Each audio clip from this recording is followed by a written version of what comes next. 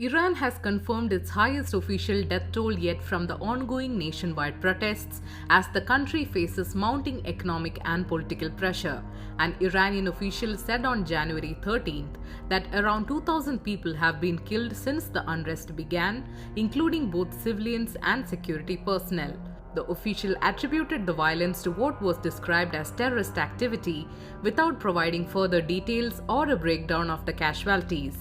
Meanwhile, US President Donald Trump on Tuesday urged Iranians to continue protesting, saying help was on the way, though he did not provide details. In a post on Truth Social, Trump said he had cancelled all meetings with Iranian officials until what he called the senseless killing of protesters stopped. The protests, now in their second week, have shaken the Islamic Republic and raised serious concerns about stability. On Tuesday, authorities partially eased communication restrictions, allowing residents in Tehran to make international mobile phone calls for the first time in days. Some were briefly able to speak to journalists.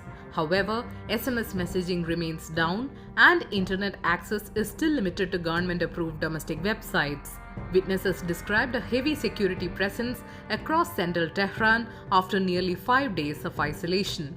The unrest was triggered by rampant inflation and a collapsing currency. Protests began around December 28 when shopkeepers shut their businesses, saying the fall of rial had made it impossible to operate. Economic pressure had already been intensifying since September when the United Nations reimposed sanctions over Iran's nuclear program. The crisis was further compounded by Iran's 12-day war with Israel in June, during which the United States bombed 3 Iranian nuclear sites, and by fuel price hikes introduced in December.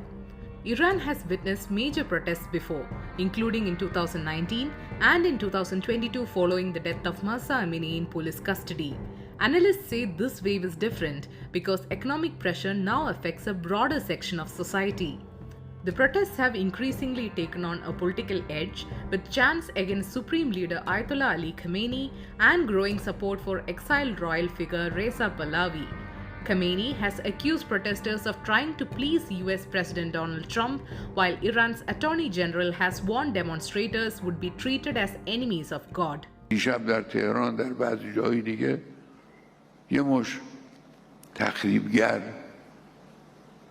آمدن ساختمان متعلق به کشور خودشون رو خراب کردن. مثلا فرض کنید فلان ساختمان دیواری رو خراب کردن برای که دل رئیس جمهور آمریکا خوش بیاد. International concern is also rising. The UN Human Rights Chief Volker Turk said he was horrified by mounting violence against peaceful protesters. We are horrified by the mounting violence directed by security forces at protesters across Iran, as reports indicate hundreds have been killed and thousands arrested. The killing of peaceful demonstrators must stop. The labelling of protesters as terrorists to justify violence against them is unacceptable. We urge the Iranian authorities to halt immediately all forms of violence and repression against peaceful protesters and to restore full access to the internet and telecommunications services. Tensions with Washington remain high. Iran's parliament speaker warned the US against any miscalculation, while President Donald Trump has announced a 25% tariff on countries continuing business ties with Iran. With protests ongoing and restrictions still in place, Iran is now facing one of its most serious challenges in years.